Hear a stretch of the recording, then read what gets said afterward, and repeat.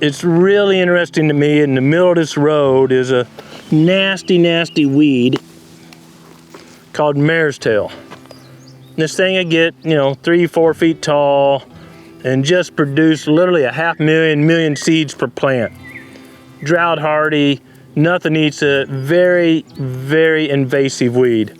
And it's Roundup resistant, so to kill it, not many herbicides will kill it all once it's taller than this, and Roundup won't even touch this. It just goes, got a little water today, and goes on. So, but look at the leaf structure, and the actual veins, and they're kind of hairy and whatnot.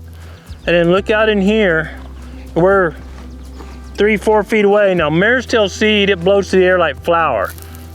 Billions and billions of seed. And here, where we had this heavy cover crop, and I talked earlier about these little seeds, they just can't get enough energy. I'm sure they germinated out here, but they can't make it through that thick mulch. Now, you may see a plant like this that looks close to it, but once you look, I mean, there's no comparison. This one doesn't have hairy leaves. These are kind of hairy, and the stem is different, not the same number of leaves. This is sun hemp. Sun hemp, of course, is a legume, pumps a lot of energy into the soil, very drought hardy. And I gotta be cautious. Anytime I say an individual species like sun hemp or crimson clover, a lot of people, oh man, Grant said, and they plant the whole field with that. That's not the magic at all. That's one of a whole bunch of different species in the summer release blend. And that's what's making it work, and what made this past crop, all this mulch out here, work so well with no fertilizer, this old rocky, harsh ridge top here. When you plant different species together, there are many benefits. And a real common question is, well, Grant, do I make a whole bunch of passes? I certainly can't put all of those in one seed box, and 100% of everything you see here, except the small plots we did by hand, was planted with our Genesis drill. It's an older model, has one seed box.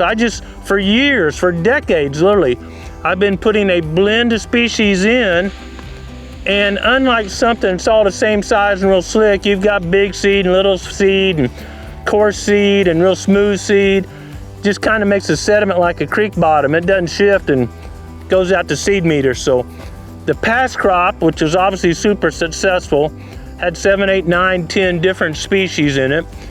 Where I've got no coverage, I've got a really noxious weed growing. And remember, weeds are like a Band-Aid. They're the first line of defense, because soil does not want to be bare. Bare soil is not soil, it's dirt, it's chemistry. This is living soil over here, holding moisture. Look over here. I mean, within a foot, let me rake this mulch back here. It's clearly muddy. And here, I can't hardly get up. It's just, just dust. 1-2 feet apart. We've showed this before out in Kansas. Nothing growing, it's just chemistry. Over here, it's alive and very productive wildlife habitat. So I just thought this was interesting. Got a whole string that, like Kenley the intern's gonna come pull, but whole string of mare's tail. Herbicide's not gonna do it, and I don't like using herbicide unless I have to. It's just a tool, like getting a root canal. You gotta do it every now and then. We'll pull these out, let them die. I've seen 0 mare's tail in this plot. That's a huge advantage of using the release process.